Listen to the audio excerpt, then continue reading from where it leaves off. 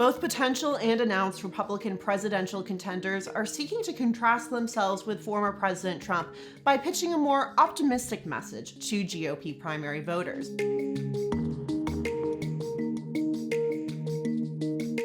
In Virginia, Governor Glenn Youngkin, who has not jumped into the race but is said to be considering a presidential bid, has released videos touting the spirit of Virginia in a bid to sell that sunny message he sold during the 2021 gubernatorial primary and during his administration to voters nationwide.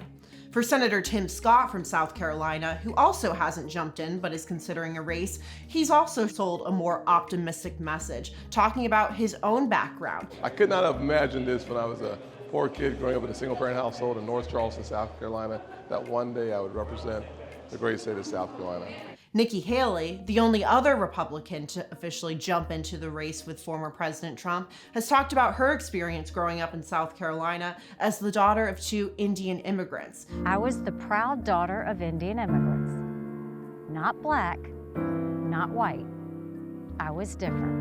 She's been pitching this to voters on the road in Iowa, New Hampshire, South Carolina, and Nevada. This is a stark contrast from former President Trump, who has spent much of his campaign attacking Florida Governor Ron DeSantis, who, according to polls, is his biggest threat in a potential GOP primary. President Trump visited Iowa for the first time this campaign cycle and spent much of his time attacking DeSantis. And he also fought against Social Security.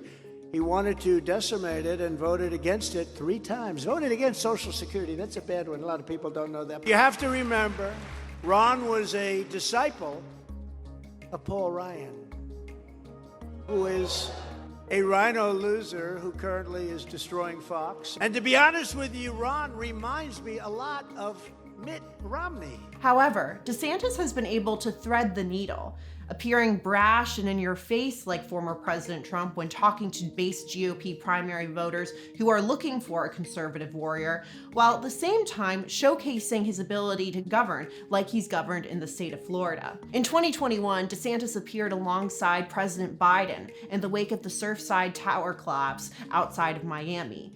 DeSantis was able to showcase a more bipartisan, statesman-like style, which is definitely a contrasting image with President Trump, who has spent much of the campaign attacking DeSantis and other potential presidential contenders and President Biden himself. DeSantis has yet to announce that he's jumping in the presidential ring. However, like Trump, he took his first trip to Iowa this cycle, appearing alongside Governor Kim Reynolds. We see that DeSantis hasn't done a ton of retail politicking like Nikki Haley or maybe Tim Scott. However, his trips to Iowa, New Hampshire, and other early primary states, if he decides to run, could prove to be a test for him to also potentially pitch this more statesman-like, optimistic message.